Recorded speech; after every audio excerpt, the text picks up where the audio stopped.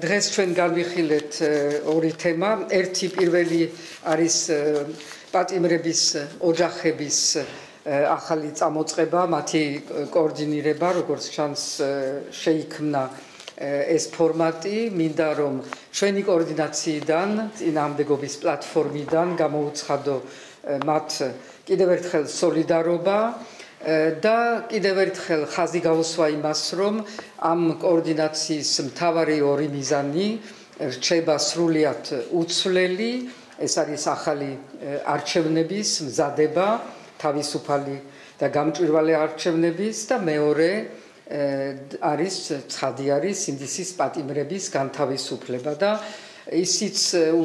იმასაც უნდა ხაზი გაუსვა, რომ ეს თემა სინდისის პატიმრების მათი მდგომარეობა, მათი ზოგჯერ რაც იყო წამება და ცუდი მოპყრობა, ეს ყველაფერი არის ჩვენი მუდმივი თემა ჩვენ უცხოელ პარტნიორებთან, ცალ-ცალკე პარტიების ფორმატში, მაგრამ ეხლა უკვე კოორდინაციის ფორმატში და ძალიან ნიშანდობლივი არის, რომ ამას უკვე შედეგი გამოიტანა და გუშინდელი დღე იყო ძალიან ძლიერი დარტყმა მართველ პარტიაზე, რეჟიმზე, რადგან წამოვიდა სხვადასხვა კუთხიდან ძალიან სერიოზული რეაქციები, მკაცრი რეაქციები, ერთის მხრივ ევროკავშირიდან, კაია კალასის და მარტაკოს მეორე ელსინკის, ამერიკის ელსინკის კომისიის ორპარტიული განცხადება, რომელიც ეხმაურება ანაკლიის სპორტთან დაკავშირებით საკითხებს და ჩინელების შემოყვანას, ესე ძალიან მკაცრი განცხადება. აშშ-ის სახელმწიფო დეპარტამენტის პრეს-სპიკერის კომენტარი, რომელიც კიდევ ერთხელ ახსენებს რეჟიმს, თუ რა უნდა გააკეთოს, თუ მას სურს გაუმჯობესება ამერიკასთან ურთიერთობების.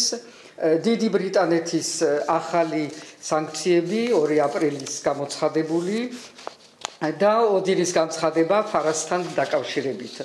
ანუ ეს ხუთივე განცხადება არის ძალიან დიდი დარტყმა რეჟიმისთვის.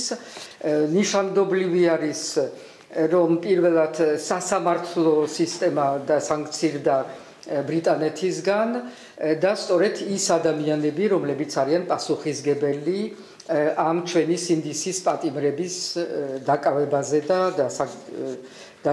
და მათი ციხეში ყოფნაზე.